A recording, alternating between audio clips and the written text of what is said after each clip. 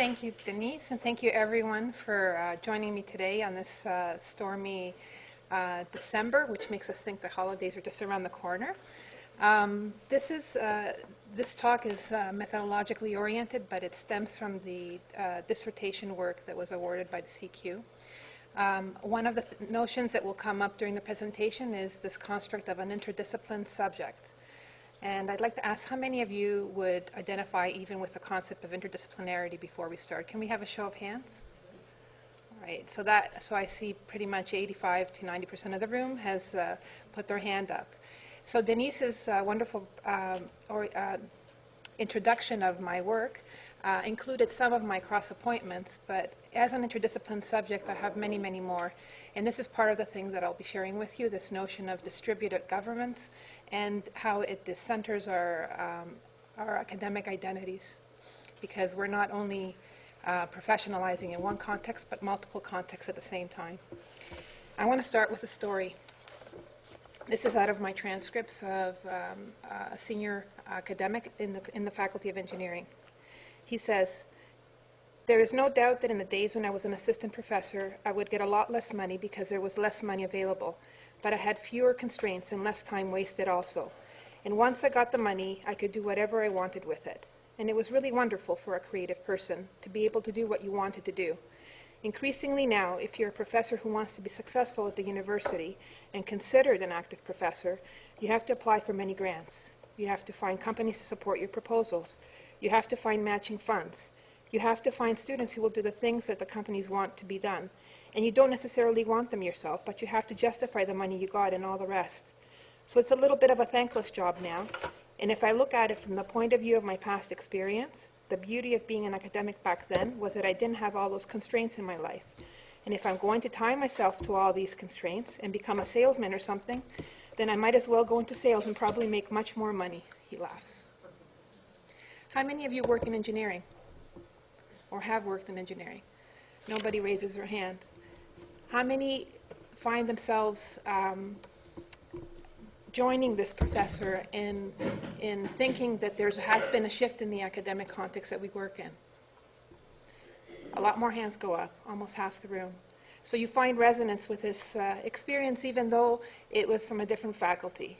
This is exactly what I'm talking about when I say that I want to look at the way ideas and concepts and orientations to knowledge and how they permeate educational spaces, especially the interactions between disciplines and the governance that orients our activity.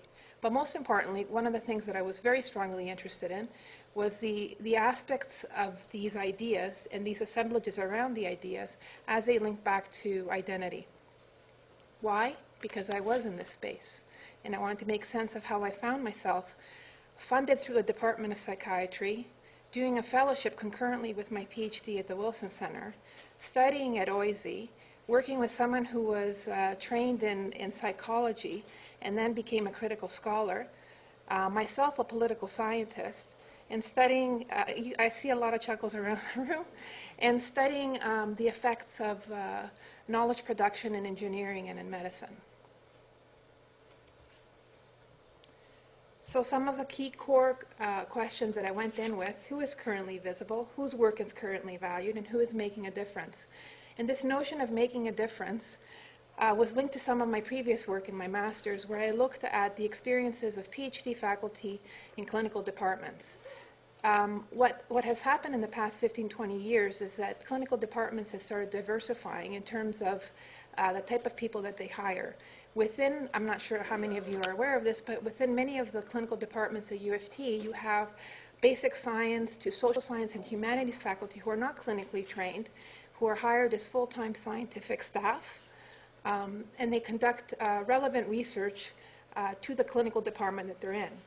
So as I mentioned, my funding was coming out of psychiatry, and within the Department of Psychiatry, there were a whole bunch of other social scientists. And when I interviewed them for my master's project, many of them said, "I brought myself here because it was a unique opportunity to see my work play out and make a difference." So this notion of finding themselves in a very unique space, somewhere they hadn't even imagined could exist for them because they wanted to make a difference. This work looked at the intersection between rationales, governance, and subjectivity. And what do we mean by rationales? Well, rationales are what I was talking about before, the institutionalized ideas, processes, and science that legitimize currently the exploration of particular kinds of research questions. So this is the emergence of a particular dominant discourse related to knowledge production. I was interested in the way academic spaces were governed, and for this I was looking at organizational practices, either that support or hinder our efforts in pursuing answers to these kind of questions. And I was looking at the governing mentality that was orienting people's academic work. So governmentality, of course, is a Foucauldian terminology that orients to the way power flows through and over individuals. So we're looking now at a broad orientation of a space, an academic center, the people walking within it, having to project a particular identity and perform an identity in order to meet the expectations of that space.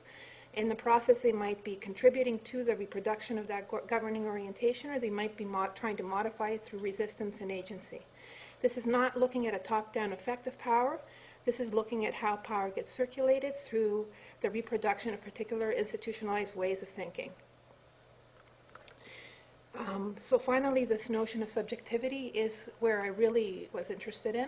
But on top of all that, Foucault doesn't do this, but I wanted to do this. I wanted to actually see how people feel being in these spaces. I wanted to see how they actually make sense of their work and find meaning in it, how rewarded they feel in their performance of these ideals, how successful they feel. And I keep coming back to the feeling, the experiences. That you can't do through discourse analysis. And for that, I turned to critical phenomenological work, mostly because I was trained in feminist approaches to lived experiences, to look at the ways certain ways of being or seeing might become more marginalized and the effect this has. So when I speak about the materiality of discourse, this is what I'm getting at.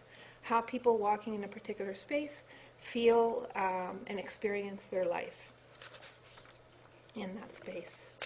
So interdisciplinarity was the entry point for the exploration. And by that, now we're talking about interdisciplinarity as a discourse.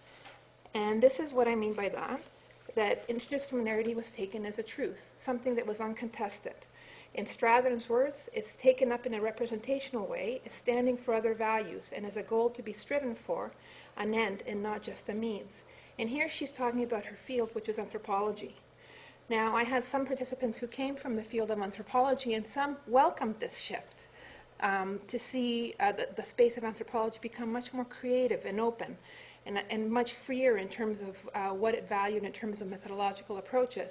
But there were others who thought that this decentering of the field was also problematic because it was pursued, like Strather is saying, in a representational way for other values, but not necessarily for the goals of the discipline itself. So that's what I mean by discourse. So theoretically, then, what I'm suggesting is that language has material effect.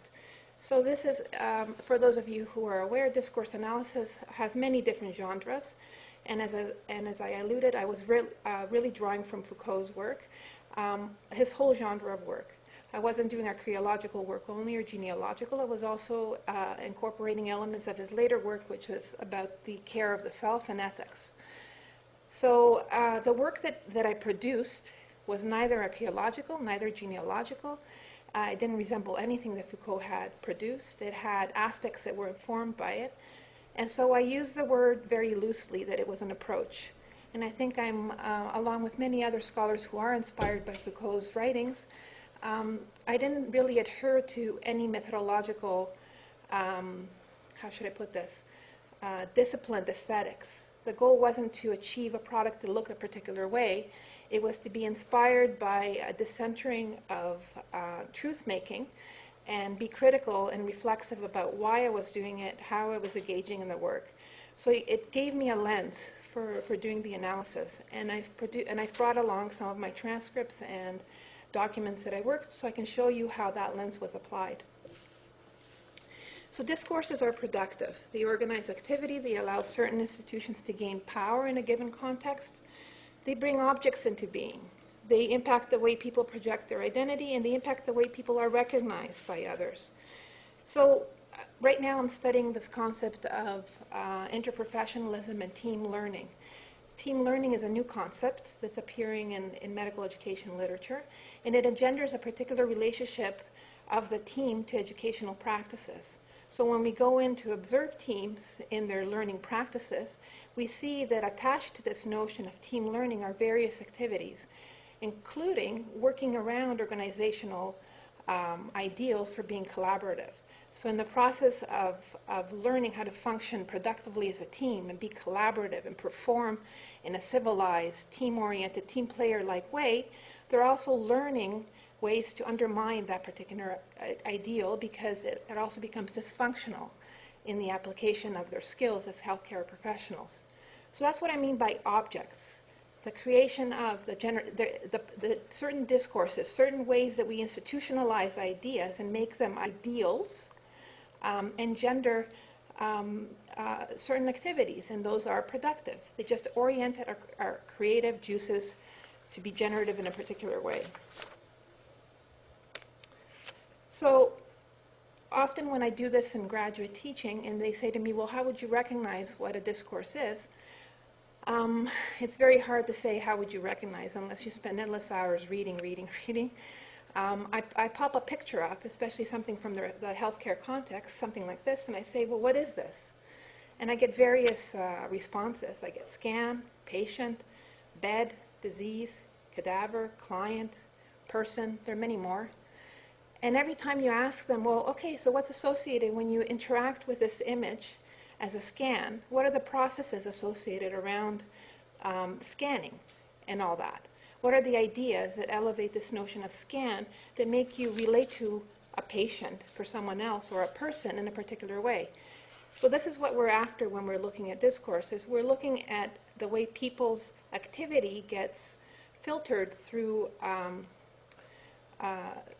certain ideas and concepts that make then intersubjectivity a particular performance, a performance around realizing some sort of preordained expectation of what things are. So if you're dealing with someone as a client, you're validating this idea that what you are offering them is a service. So that kind of relationship to a person who is seeking out health care is different than if you're orienting your activity around patient-centered care or person-centered care. The minute you treat that individual now as a person, there are expectations about how your behavior needs to fit that orientation. If you're talking about a bed, you might be fulfilling efficiency dictates in the environment. I need that bed empty. I need that bed out. If you're orienting yourself around disease, the experience of the patient or the person in the healthcare setting, see, I can't even find a label without it connoting something different, means that they might feel have a dehumanized experience in the healthcare setting. So any work around erecting organizational culture around certain definitions could engender a kind of discourse in that space.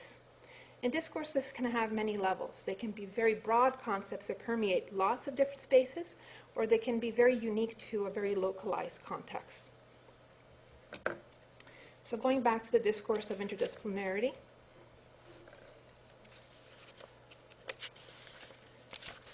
You know what I don't have here is a concept of time. I just realized that. As a poststructuralist, I never wear a watch. But there's nothing here. So can someone? I can see it here. Yeah. Is that visible enough for you? That's good. Thank Okay. you. So the discourse of interdisciplinarity then. So I wanted to make visible how this notion of being interdisciplinary was starting to pop up everywhere that I was walking and interacting. And at one point, I remember when I was thinking about what my dissertation work would be about. So would it be about, PhD experiences in non-PhD type disciplines in clinical context, or something related to that? I went to a conference in Europe, a medical education conference, and I would say about 80% of the presentation started off with, this research is interdisciplinary. And the way it was projected was that it was a good thing. And then interdisciplinarity was interchanged with interprofessionalism. And so there was this huge push for it, and people weren't challenging this notion that it was going to be good research because it was interdisciplinary. And I thought, oh my gosh, I have like my notebook still where I wrote down, can you even be anything but interdisciplinary if you're working in this context? So that was my entry point. Then what? Well, you enter this project then at the level of concept, which means that it could be huge, and you can spend years studying concepts. And how do you delimit an archive?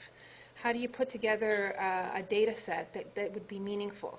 I had pressure from my supervisor to think of a particular location or a space or a grouping and attach myself to an object or types of subject positions and then enter it through there. But I didn't want to do that. I was really interested in the ideas and the governing mentality, and I wanted to see where were they coming from, the emergence of those ideas. So going back to Foucault, the thing that actually helped me in the end was this notion or the difference between connaissance and savoir. And by connaissance, he talks about organized fields of knowledge. So there was a connaissance around interdisciplinarity. It was a field of experts, of interdisciplinarians, who were telling us for over 20 years how to be interdisciplinary, what makes good research, what makes research good interdisciplinary research. They were capturing the different forms of interdisciplinary research. They were developing evaluation structures, various names, and I intentionally am not using them here because I want you to think of them as subject positions. So there's a whole field orienting around this notion of being interdisciplinary. Okay, well that's connaissance. Am I going to be critiquing the field? What am I doing?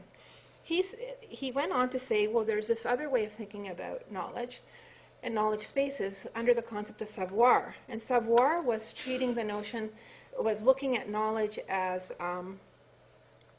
just go back to the words, the social relations that make possible the idea that one can approach knowledge production in an interdisciplinary way.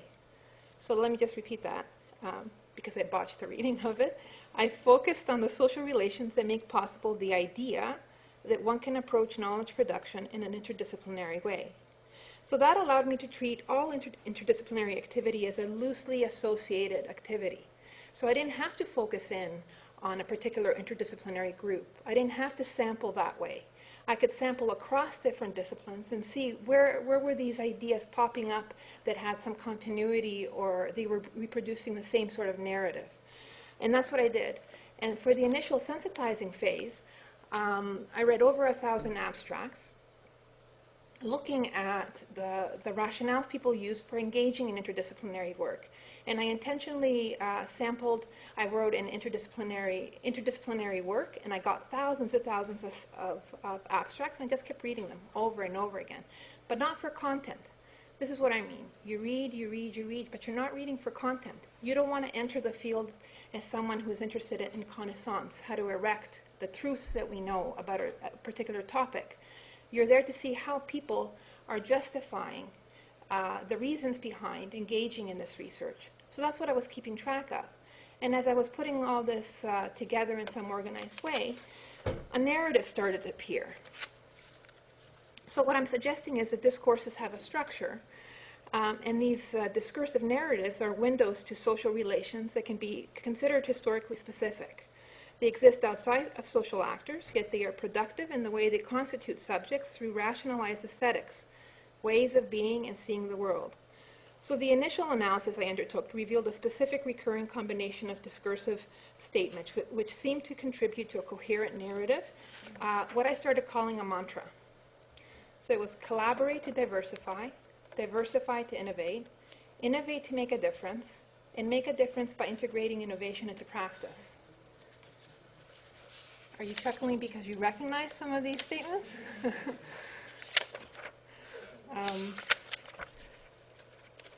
So, then what?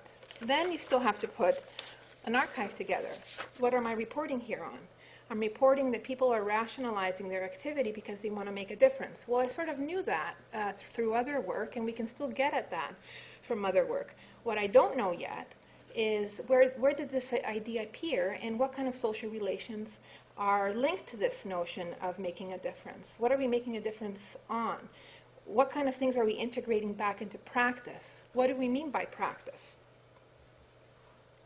So here is sampling of the way this discourse appeared in my archive.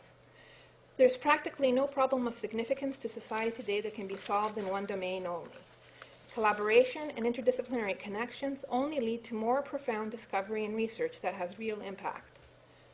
The CFI supports all areas of the research and development spectrum while encouraging the collaborative relationships that lead to innovation.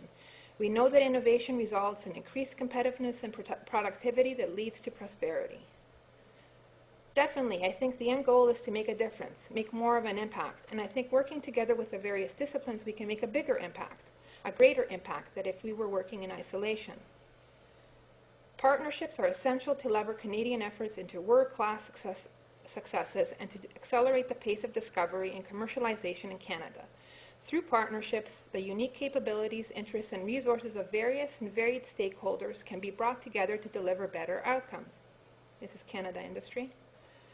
And this is from published accounts from individuals who had engaged in interdisciplinary work, and a lot of those accounts made it into my archive because they extended also my sample that looked at the materiality of working in an interdisciplinary space. Many people were publishing about their experiences. So although I interviewed 20 individuals, my archive was much larger. I could draw from those written texts and accounts already out there.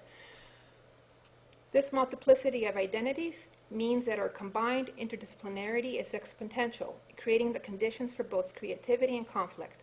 Managing this multiplicity has implications for how we experience the team and the nature of the work we produce.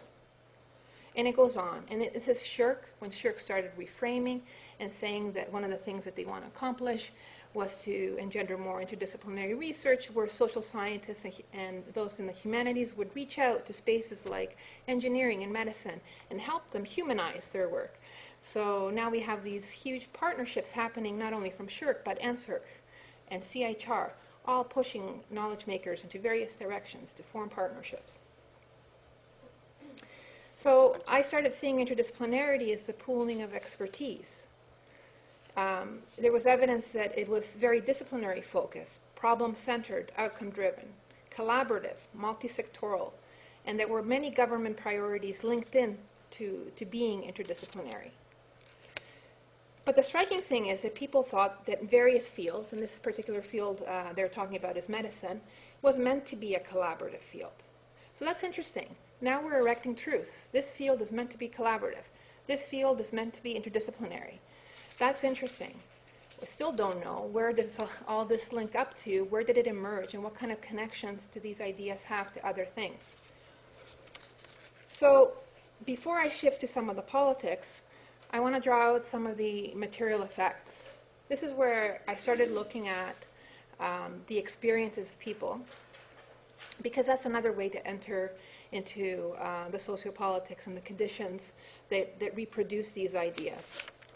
So this is the portion of the work that was phenomenologically, and I would say sort of sits in spaces that critical feminists work, where they're looking at ways in which hierarchies of knowledge are erected, the kind of power relations that we put together with our activities, and we reproduce the kinds of inequities that are reproduced, including racialized approaches to research, etc., that marginalize certain ways of thinking over others. So here I'm talking about the experiential narratives of social actors. And this would offer, I thought, insight into the material effects of social relations, including ways in which people draw on or resist the discursive narratives to improve their lives. So again, I was looking at agency and resistance. And I had a hard time here because when you're stuck in a poststructuralist mode of thinking, you're not sampling for standpoint. So if you're not sampling for standpoint, then you're not seeing often, it's much harder to see resistance because it's not reproduced in the kind of resistance that you see talked about in standpoint type research, resistance to a top-down effect. So here now I had to mentally switch out of the mode of thinking of individuals as being those who circulate discourse to those now that have experiences with dominant discourse, they might look like top-down effects. But many of these individuals I was talking to them because they found themselves in interdisciplinary spaces. Well, what did that mean? Well, they had embodied aspects of the discourse. And for them, many of them walked those spaces unproblematically, or they had agency. They weren't there because somebody put them there. They were there because they chose to be there. So theorizing resistance became very, I have to see resistance, but it didn't actually start clarifying until towards the end of my thesis. And I'll come back to that. So I spoke about combining a huge archive of texts, thousands and thousands of texts that included newspaper clippings, all related to knowledge making, expert publications on interdisciplinarity, government reports especially, reports at different levels. So because I was interested, I had situated the work at the University of Toronto, and I can name it. I had REB permission to do so. And I was broadly sampling across the university with an entry point in engineering and medicine. But I found myself quickly pushed out to other locations. So that was interesting. So I had those texts as well. I also developed this technique where I wanted to see how, this was a part of my reflexivity.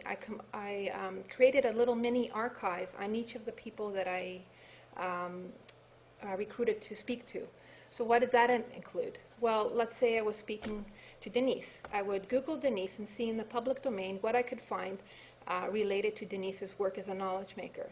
Often what you would find would be published articles that Denise authored, so that became part of the archive.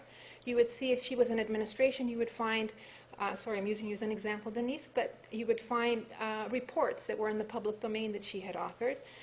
If I knew that she belonged to a particular space, like she was appointed to a department, I would pull out reports that were public domain that oriented me to how the department was organized.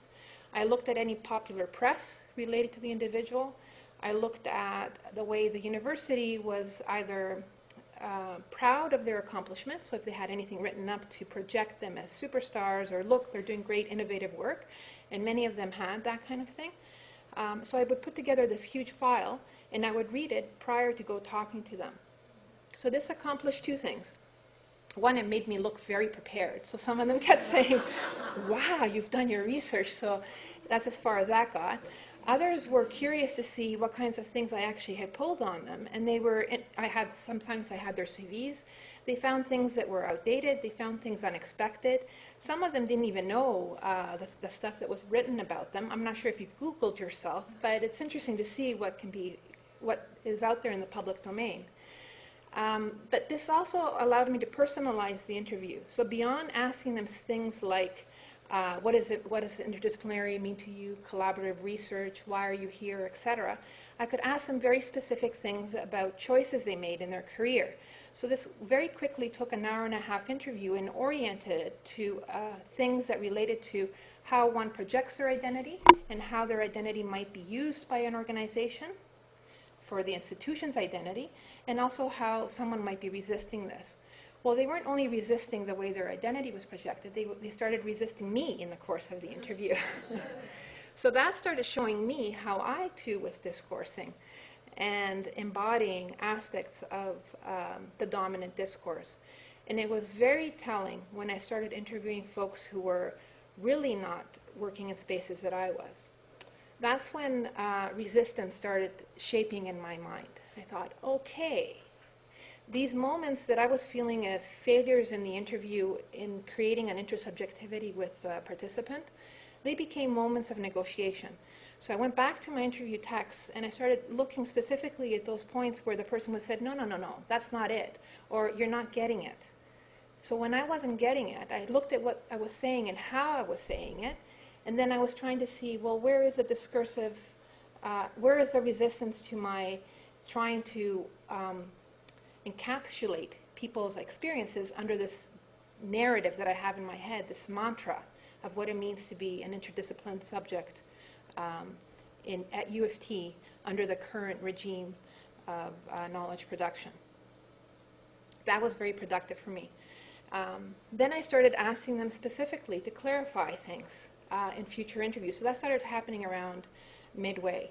And then I spent more time speaking to individuals that I had no experience with, but they had experience with some aspects of engineering or medicine, either as a topic, but they worked, for example, in a social science department.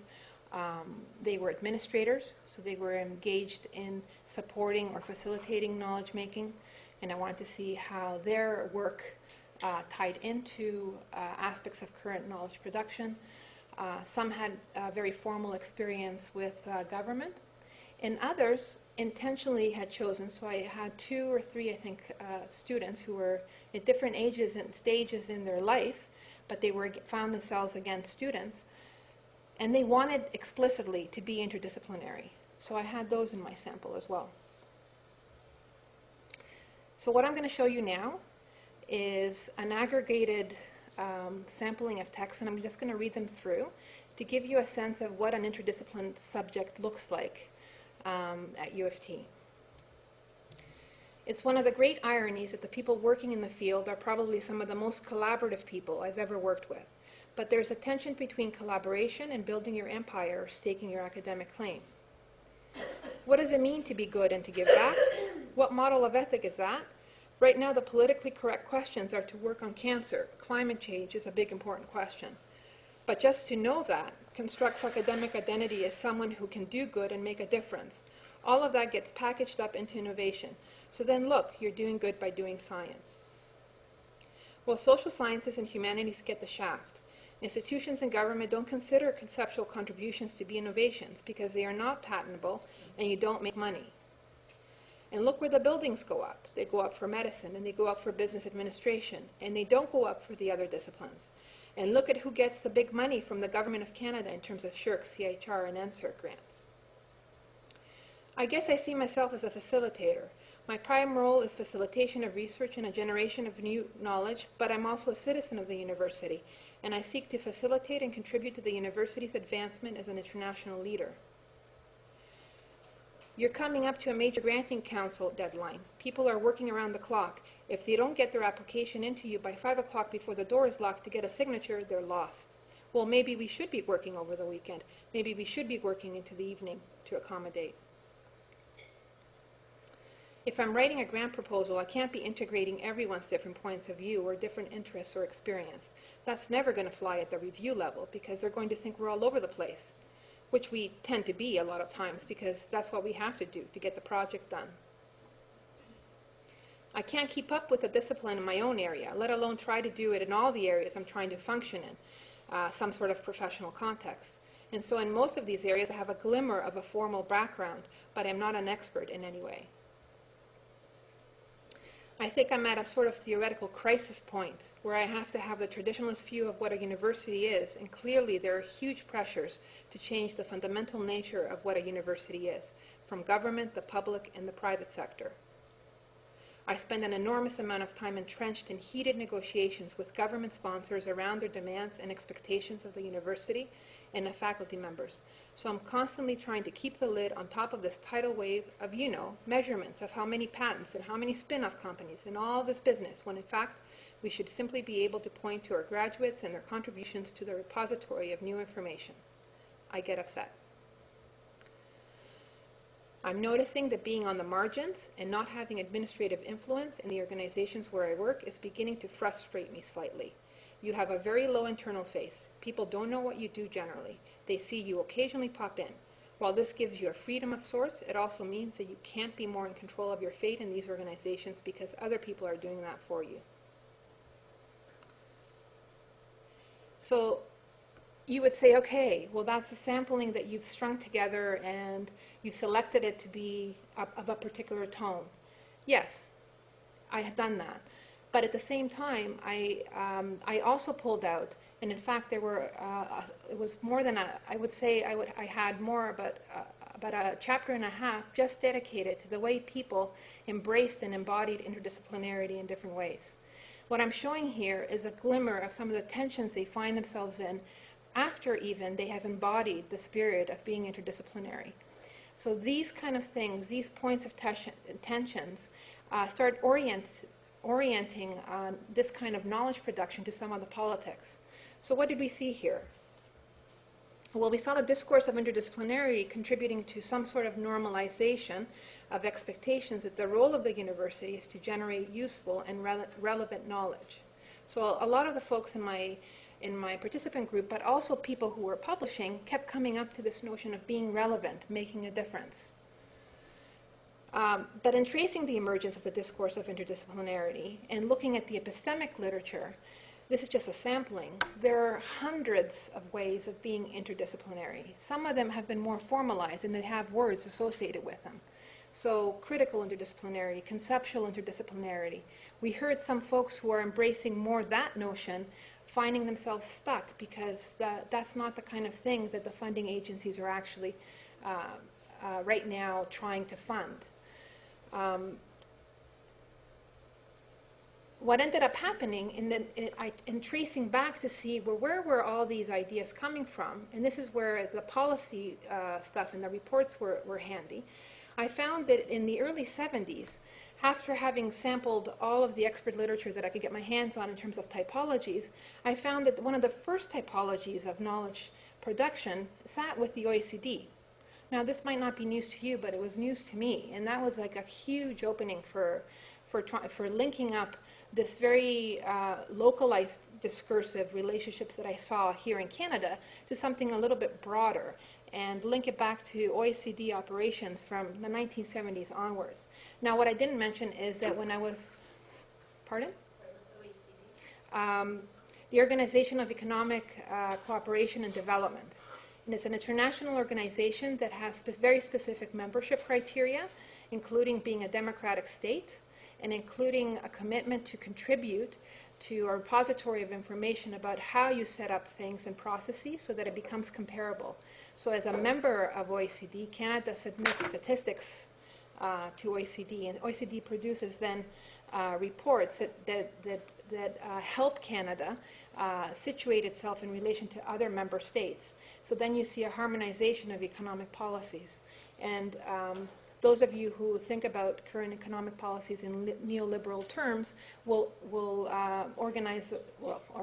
see the role of OECD in a lot of that language being promoted through OECD reports. So what did I want to say about this? So while the OECD was working on taxonomies in the 1970s, I'm not sure, did anyone train in the 1970s? Well, I had a few participants who did. And even myself who trained in late 80s, early 90s, up until about mid-90s, those of us who trained between the 70s and mid-90s probably didn't get much of interdisciplinary training. What we got was the capacity to, in parallel, train in two different disciplines. Like I trained in political science and in history.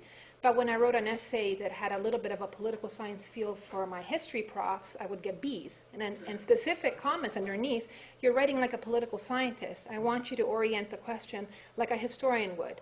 So there was very disciplined training about how to be disciplined to a particular epistemology. That's what I got.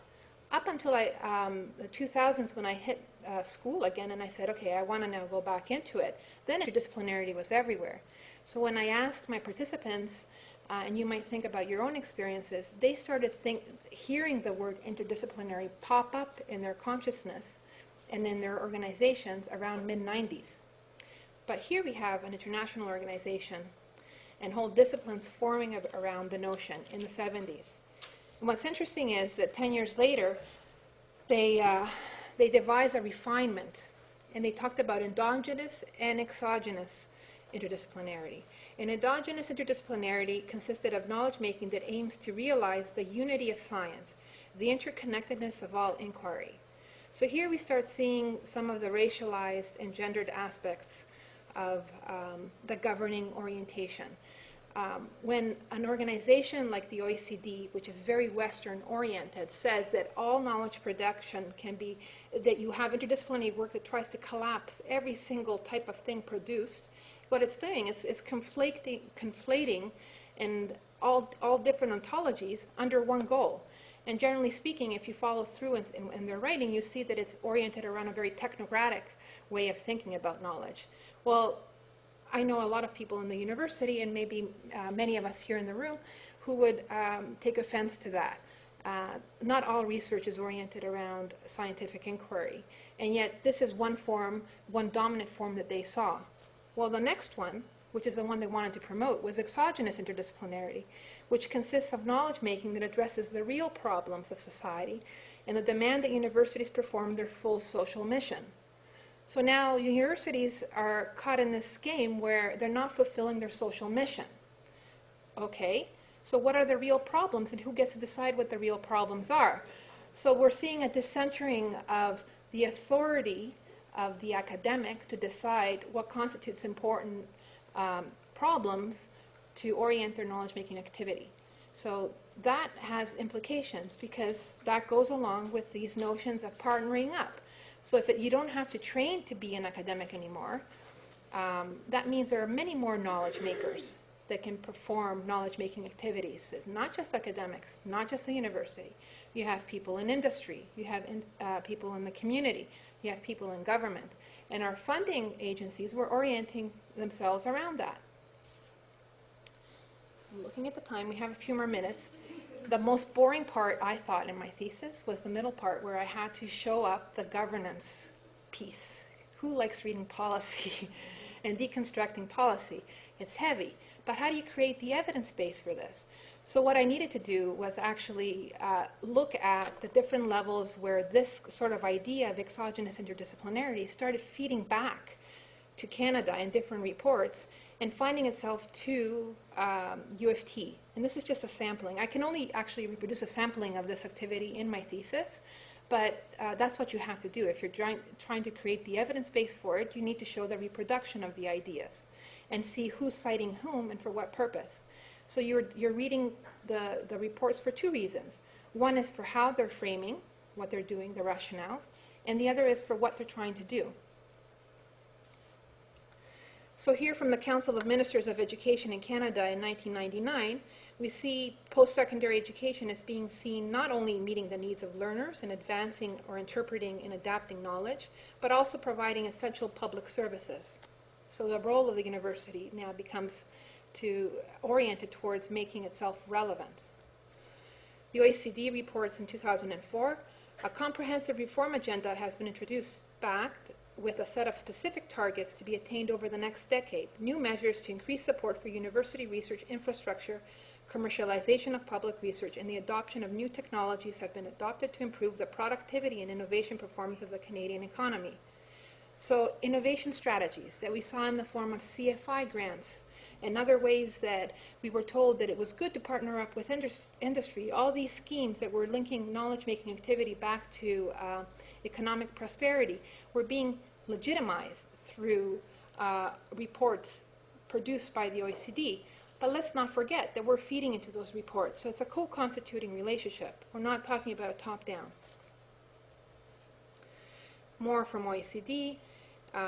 And we can track it through the ages, talking about the role of the university in the global economy, the role of students and graduate students. There was a period where in my data set administrators remembered that there was a huge opportunity to increase student numbers. There was one individual who was very irritated because when he started this notion of a lab in engineering 20 years ago, he was told that he was trying to empire build. And I said, what are you talking about? That's what's, it's so common. He goes, it was not common. It was not common until about 10 years ago. So that was, no, he was in his 30th year. It was not common until 10 years ago that people devoted themselves around a particular topic and started attracting students to multiply their knowledge-making capacity through the student work and have them all oriented on the same project. And what enabled them to do that? These huge grants that provided salary support, and they were linked to industry concerns. But when he thought of that kind of technique, because he had more industry funding at the time, he was actually marginalized by his community, because the focus back then, when he first started, was on undergraduate teaching. And the service that you're providing is not to graduate students. That's pretty elitist. It's to the undergraduates, because they're here for their training, and we can't forget those. Whereas now we have much more orientation to graduates, students and less orientation to undergraduates. And you'll see that in the reports and the attention that the presidents are putting in the past 5 years on bettering the student experience, because we started seeing that come up in their evaluations, that they weren't getting the attention that they were expecting. They too are consumers. So we find ourselves at the University of Toronto orienting themselves around graduate studies as being catalysts of innovation and developing a policy for interdisciplinarity, which was again oriented around erecting the disciplines as being central and bringing expertise around particular problems. So they didn't change the way they thought of the disciplines. The disciplines were still the basic unit, organizing principle of U of T. So if those of you who are interested look up the interdisciplinary policy, it was there, I thought, to make sure that nobody touched the disciplines. You need to be first disciplinary trained before you go out to do interdisciplinary work. Otherwise, you suffer in terms of your rigor. So, and you had accounts from my participants who were telling us that, well, commercializing and marketization are not inherently bad. So these notions that I had, that I'd find huge resistance to academic capitalism and the shifts in the way the university was organized, I wasn't seeing them. People thought this was a good idea. And they were talking about the same kind of stories that the university was very proud of. So they were talking about the discovery of insulin and the discovery of new pharmaceutical approaches, cures. All those big problems that were in the that the funding agencies were orienting around were the same kind of big problems that were concerns both in popular press but also in my participants. So I think I'm going to end it there, with the idea that there are prevailing and marginalized in any space, especially when you're working with dominant discourses. So one of the I think methodological innovations of this work was that I was able to pull out some of the ways people were marginalized by looking at their experiential activity and their feelings and their day-to-day struggles with how they organized their work. The other thing that I think was important was this interplay between discourse as a concept and sampling, and the notion that you can put together an archive around an individual as a subject position, so someone who holds an interdisciplinary identity in the eyes of the organization, versus the kind of identity they want to project, and the productive tension that that could offer in the course of interviewing. So I want to thank you, but if I press the button, there's more, and I don't want to get caught up for that. So thanks to everyone for being here, and I welcome any discussion that we might have around these issues.